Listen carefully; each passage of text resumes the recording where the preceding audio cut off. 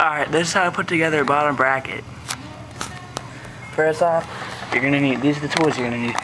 You're gonna need a hammer, and then you're gonna need an Allen wrench. I know this is an Allen wrench, but I broke my park tool, so I just used this for it.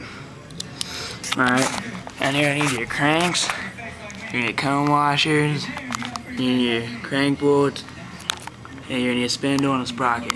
Well, actually, I'm not even gonna use the sprocket because I have to take this back apart anyway. So, alright.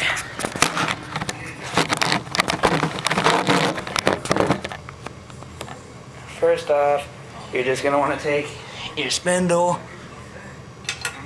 and, man.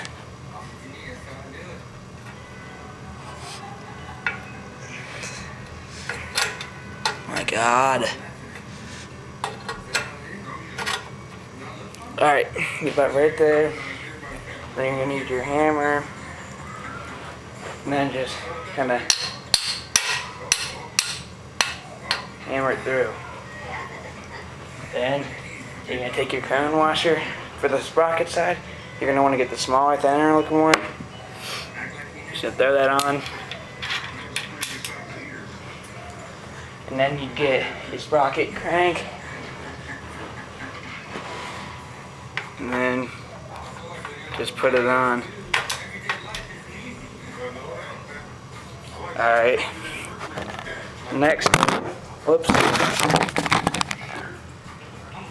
Next step, you're going to take your other one, put that one on. Grab the other crank, and just put that one up opposite of the other one. Take it like that. And just grab your two sprocket bolts, or not sprocket bolts, crank bolts, and then start screwing those in. Oops. And then you just tighten those up all the way, and that's pretty much it. So you guys get the point.